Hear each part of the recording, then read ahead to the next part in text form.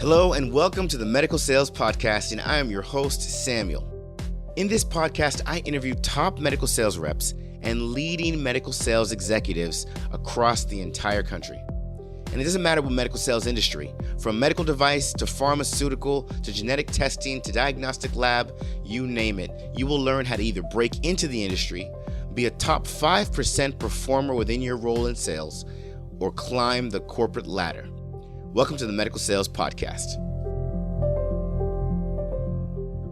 Hello and welcome to the Medical Sales Podcast. I am your host, Samuel, and today we have with us Dr. Stephen Kupferman. Now, what makes Dr. Stephen Kupferman so unique is he is a maxillofacial surgeon that has reinvented what it means to have a virtual office. With his practice, you can actually be in the office, but his team is remote. And he's done this through a company that he created himself called MedVA. And again, it's revolutionizing the way medicine is practiced, and it's a game changer for private practice physicians and other physicians alike. But I am not going to spoil it by giving any more. I'm going to save it for the interview. As always, we do our best to bring you guests that have different types of innovation, add a different perspective, and just a different way of doing things in the med sales space. And I really do hope you enjoy part one of this interview with Dr. Stephen Kupferman. Hey, Dr. Kupferman, how are we doing today? Good. How are you? Fantastic. No complaints. Why don't you tell everyone who you are and what you do? Okay. So my name is Stephen Kupferman. I'm an oral and maxillofacial surgeon, and I practice full-time in Los Angeles, in Century City, kind of right in the center. Right before the pandemic, along with a gastroenterologist partner of mine, we started a company called MedVA, or MedVA, which is a company that provides more or less back office staffing for medical and dental practices that basically provides staffing to do all of the functions that can be done remotely. Got it. And this is something that you came up with during COVID, right? Well, I came up with it before COVID. We had started it before the pandemic, and then it sort of took off during the pandemic. Got it. Most people didn't really understand what remote work was and what technology can provide for companies to allow people to work from home.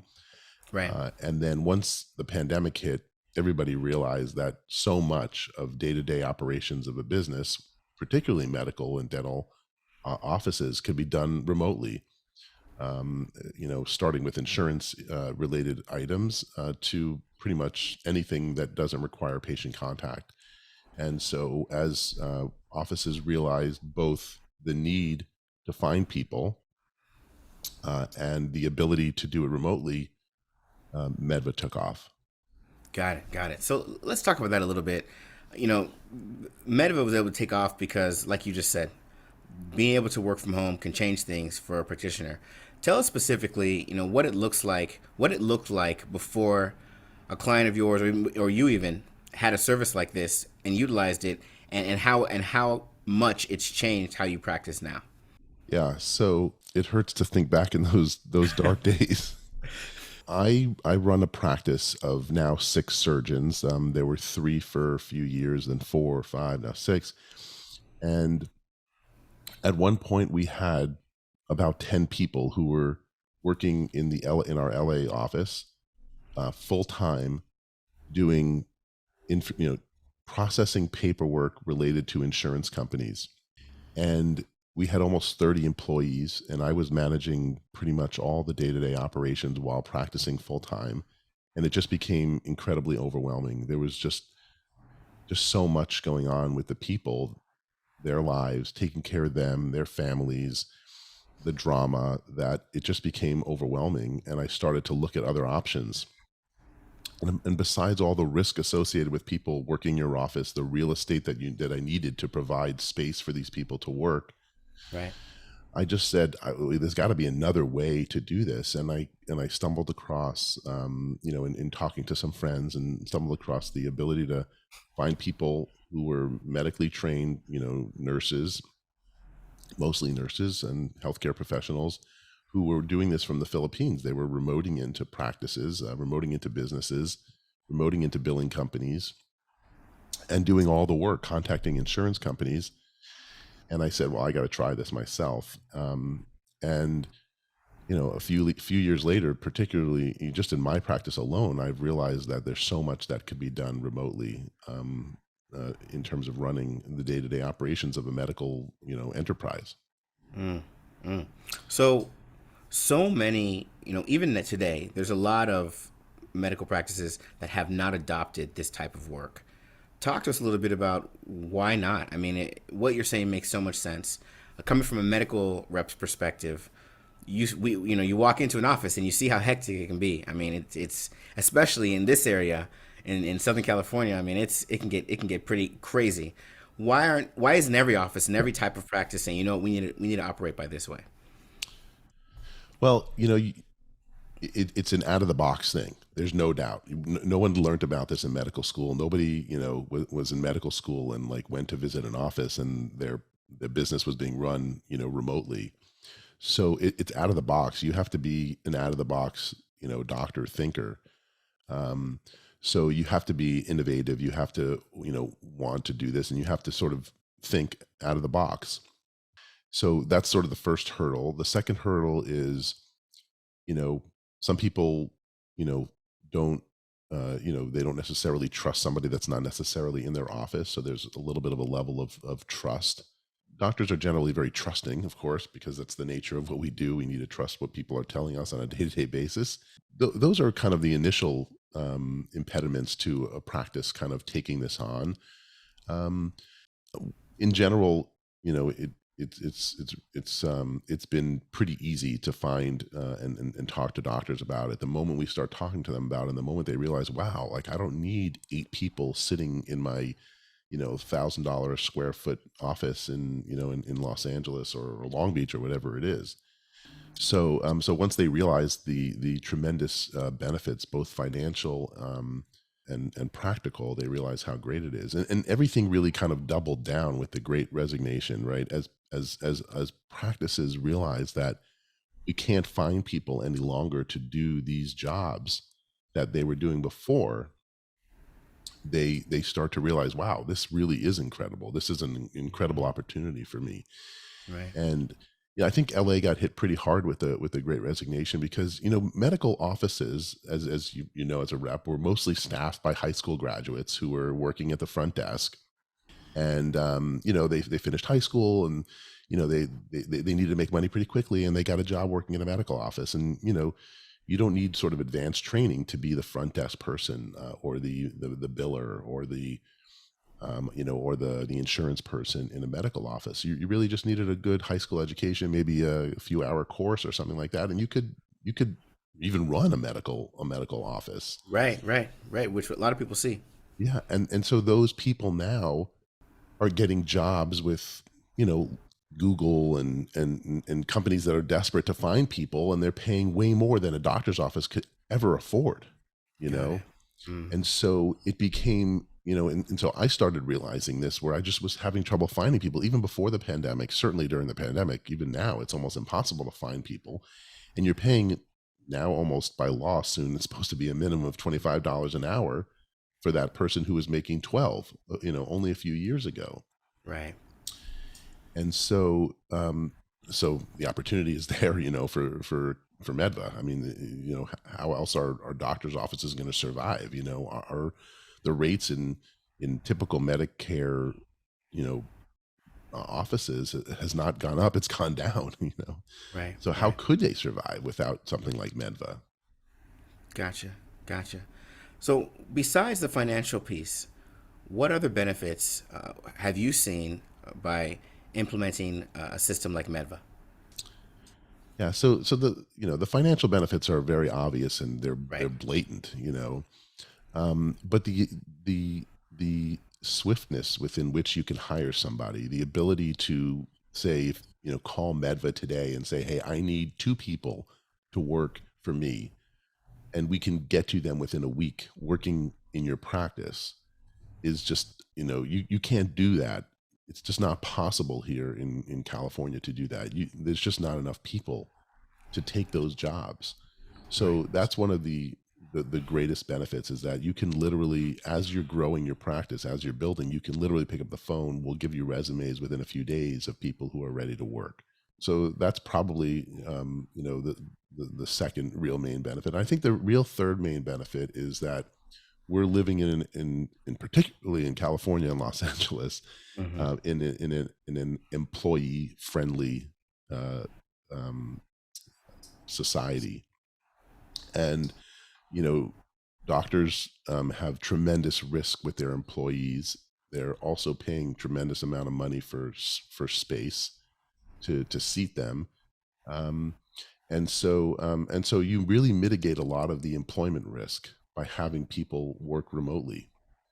They're not subject to California taxes, California law, Hmm. um, and so another tremendous benefit for Medva. So let's go back to that example you gave earlier with the 1,000 square foot office, trying to fit 8 people in there while the surgeon's doing his procedures and trying to make everything work. Let's take that picture now, and Medva has been implemented. How now? What does the office look like? So, so what does the office look like? So we didn't really, me particularly, we didn't really, um, give up space. We actually got more space for the employees that are in our office. So we Got it. have break rooms and conference room, and a lot more space for our staff to spread out and enjoy their day-to-day work. That's become a real key for employment, or for employers, to provide their employees with better workspace. So we've been able to use a lot of that space to give them, a great workplace. And because we need to retain the people that we need to be in the office, touching patients, Right. helping patients, Right. right? Right. And Right. and those people are so crucial to our ability to practice as doctors. Absolutely. And so we need to make those spaces for them incredible, so that they stay and don't go elsewhere. Right. Right. Um, so that's definitely changed. That we've So, kind so of made that better. So it's gone from a number of what 8 people to 2 or 3 people, Yeah, or you're saying just yeah. What you've given these people more space, so some people had to go. So how many people make up the practice now? so we have two people who are involved in all of the billing, all of the insurance matters, Sure. in the office. Two people, that's it. All the others have left. They Wow. they pretty much left on their own. Almost all of them have left on their own, Sure. because they found other positions. So there's only two left. They're incredible people. We love them. They do a great job. We need them. And then there's a lot of computers sitting around, computers that our remote employees are using, and logging into remotely to do their day-to-day work. Got it. So here's where I want to take this. So then, just by the way, just so everybody's very clear, can you please give us your specialty again? And because there's a lot of people in our audience that are not familiar, and reps that want to become, professionals that want to become reps, reps that are in different spaces or different industries altogether. What is your specialty, and what happens within that specialty? Okay, so I'm an oral and maxillofacial surgeon, which is basically the watershed between dentistry and medicine. So we don't have a lot of drug reps that come by our practice. I think mostly because the drug companies never really understood oral and maxillofacial surgery. So for Okay. a long time, and there still are drugs that reps can come and talk to us about, but they they're not on the dental radar, because we are technically a specialty of dentistry. Sure. What we do on a day-to-day basis, is some medical and some dental. So we do basic things like removal of wisdom teeth, dental implants, treating little kids that are in orthodontics that have certain impacted teeth. And then we sort of expanding towards the medical side of our specialty, and in particular our practice. We do jaw surgery. We do all of the trauma to the face, whichever facial bones are fractured. Orthopedic surgeons don't work on facial bones, so we handle all the trauma to the face. We do TMJ surgery. We do corrective jaw surgery for people who are born with jaw deformities. And then just, infections, jaw infections, infections that involve the teeth and jaws and face, and anything sort of, kind of related to that. So that's what we do kind of on a day-to-day basis. Most of the sales reps that we work with on a day-to-day basis are either people who are in the sort of dental sales business, or the medical implant business, which we work with quite extensively. Medical implants, meaning plates and screws that are associated with trauma and fractures, as well as joints, and then certain drugs. There are a few drugs here and there that we use, on a day-to-day basis that we have reps, of course, that sell them. Sure. So now that you only Was that have a good? Was that a no, good? that was spot on. Yeah, I think everyone is crystal clear on what happens now with your space. Great. So now that you only have 2 people in the office instead of 8, has this made it easier to have conversations with these? Well, you know what? Let me go back. Tell me how you value the reps, and let's talk about them all, because you're right. I'm sure you see pain reps that are pharmaceutical. I'm sure you see device reps that are selling you these implants and screws, and then I'm sure you see dental reps that are selling you more nuanced devices that allow you to do the things you do. Tell us the value of these reps for you. How do you see it? How do you see their value to your practice? Okay. So just one point of clarification. We don't have 2 people working in the office. We have way more than 2 people. We have about 20 or so, but we have 2 people who are just related to billing, insurance, right? collections. So there's plenty of people in the office. But there's less. Okay, let me be clear, right, with you. So 8 times however many to make up the 30 or 40 that might have been there. That's Correct. now been reduced to 20 per department. Either way, there's more space. I'm assuming there's more time for reps to come in and communicate whatever they're bringing to the office. But before we even tackle that, I want to know how you value that service in the first place. Yeah. So, I feel like, our reps are invaluable. There's so much that they bring to us, and we really can't work without them. I mean, there's so many things that we do on a day-to-day basis in our practice that involve reps that we literally we couldn't really do without them. They are truly invaluable to what we do on a day-to-day basis. And there's really almost no selling going on. Like there's not much of that going on at all, because we just the way that we practice. So they're invaluable. And I'll give you some specifics that just come to mind. We work in the hospital, and we do a lot of trauma, a lot of broken bones, mostly lower jaw fractures, but also cheekbones and upper jaw fractures and things like that, eye sockets. And so there's multiple companies that have the implants that are required to put those bones together. And there's almost no scrub tech in the hospitals that are familiar with these trays, because there's a lot less facial fractures than there are, say, upper extremity, lower extremity fractures.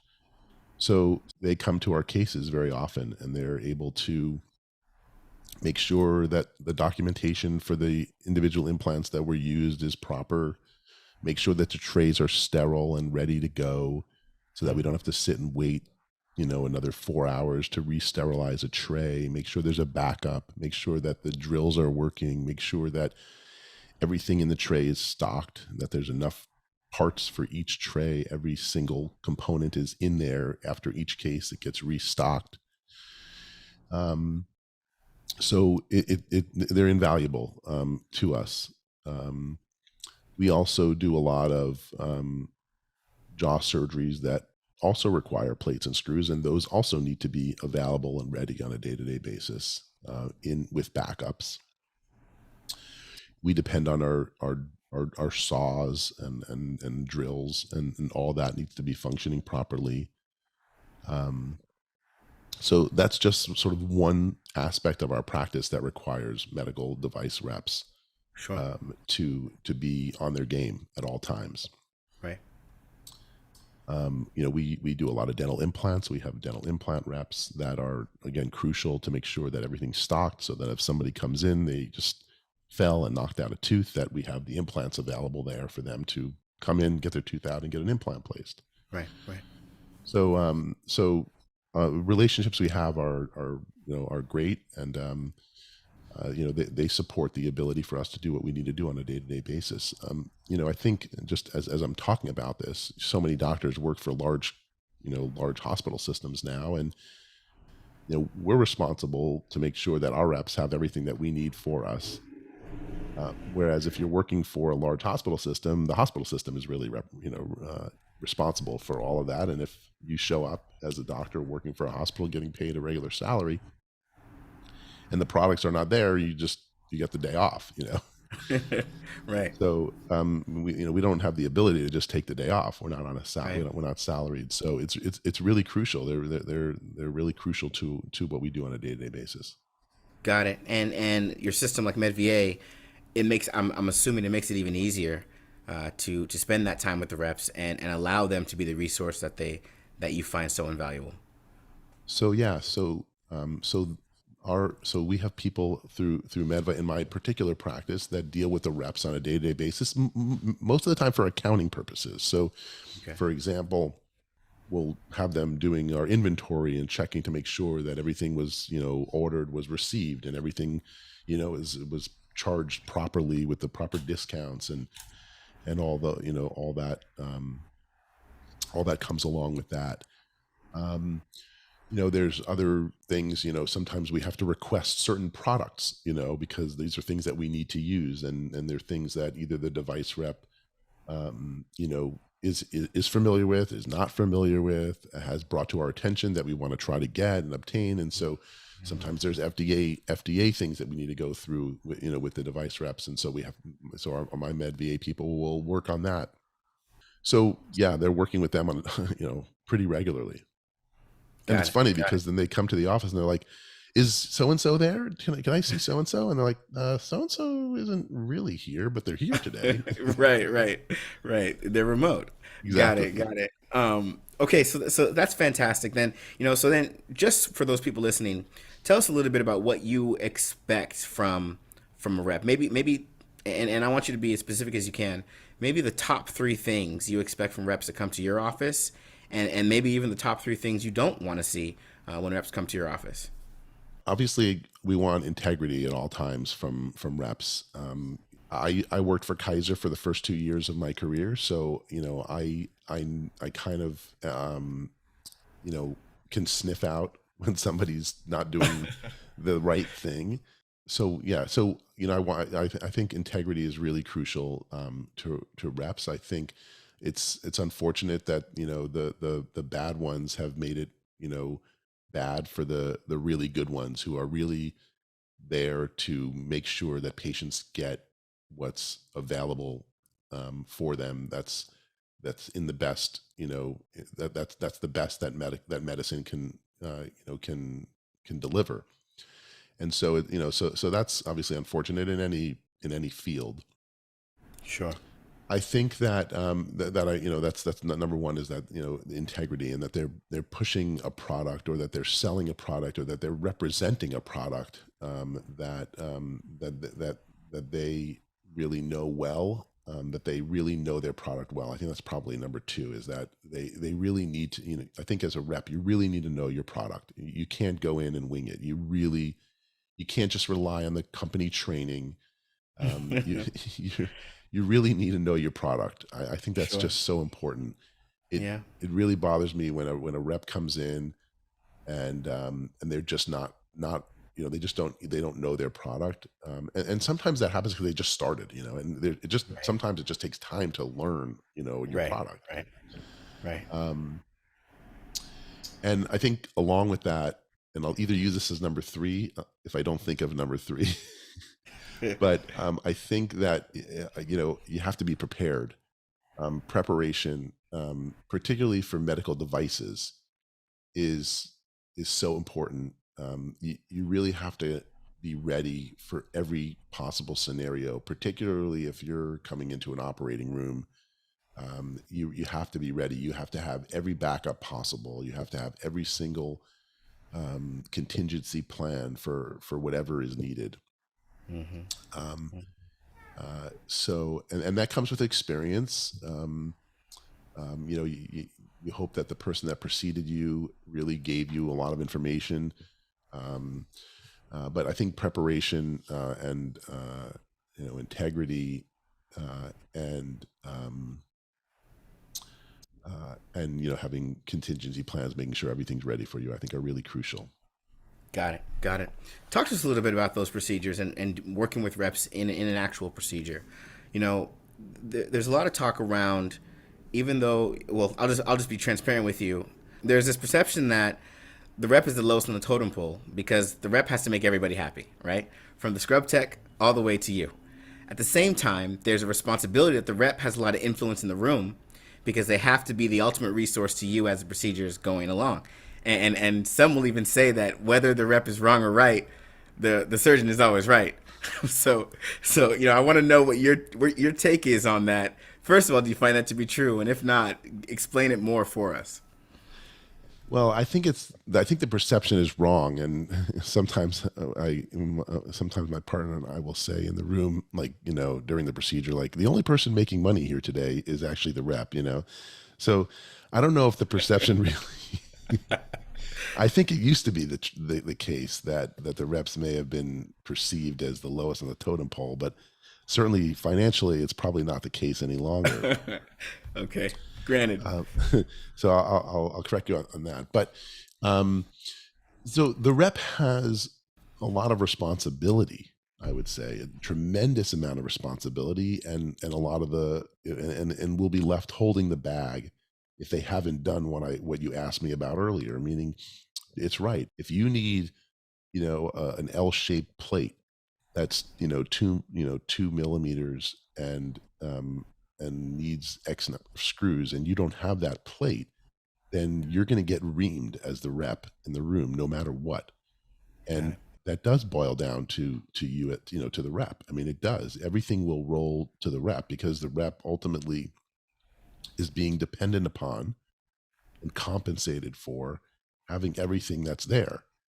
And that's probably even more true now with doctors working for large medical groups, because the doctors in the large medical groups are just expecting it all to be there, Right. Whereas private practice people, they generally know that that's not always the case. And if something doesn't go right, they're the ones who are going to be left holding the bag too. Right. So I think that more and more it is becoming the rep's responsibility, because hospitals are contracting with reps and the doctors are less involved. And this is a downside to taking doctors out of the equation a little bit, because doctors really depend on their reps. They need to have everything there, and if it's not there, then they need to have another tray that's sitting on the side with everything in it, as backup. And it requires a lot of time. You need to be there when the case is happening, and you need to be there to make sure that all the implants and everything is ready before the case has started. And that could be the middle of the night. Instruments are being processed all day and all night. Right. And so as a rep, you need to be there for that. Got it. So yeah, I mean, I hope that answered your question. Yeah, that answered it. You talked a little bit earlier about how, reps, I guess back in the day, stunk it up a little bit. Certain reps stunk it up a little bit for providers, and it's kind of spilled over into a perception that's been developed now. Tell us a little bit more about, give us as much detail as you can. What happened from your perspective that made you say, you know what, this is why things are a little different now. And that difference that we see now, tell us exactly what that is. And that was Dr. Stephen Kupferman with part 1. What I really enjoyed about that interview is he talks about the responsibility of the rep and how that role is so important to what he's doing with these procedures, and even how him and his fellow providers look at reps and their role. The lowest on the totem pole, he smashes that in the face and says, absolutely not. He says that the rep's actually a valued member that has a lot of responsibility and, of course, is compensated well for it. So it's great to hear that perspective from the provider's side. So maybe you're listening to this episode and you're thinking to yourself, I would love to work with someone like Dr. Stephen Kupferman. I want to be in a space like maxillofacial surgery and be those reps that are contributing to those types of cases and selling devices for those types of cases. If this is you, then if you listen to the podcast, you probably know what I'm going to say. Stop wondering, guessing, or thinking about it. Take action. Take a big step towards what you want. Visit evolveyoursuccess.com. Go to our page. Hit Attain Medical Sales Role, and then read what's in the program. Read it for yourself before you even schedule a call. Scroll down, read it, understand what it is that we do. That's going to get you into a role to work with people like Dr. Stephen Kupferman. And then submit the information, send it in, and have a call with one of us here at Evolve Your Success. As always, we're doing our best to bring you innovative, uniquely perspective holding pioneers of the medical sales industry. And we're bringing them to you so that you can either get a resource, like a program that can get you where you want to be, or a resource, like a program that can get you where you want to be within your performance if you already are a medical sales rep, or just the information to close some of the gaps in your learning that you've always been wondering about. So thank you for listening to the Medical Sales Podcast, and make sure you tune in next week for part 2.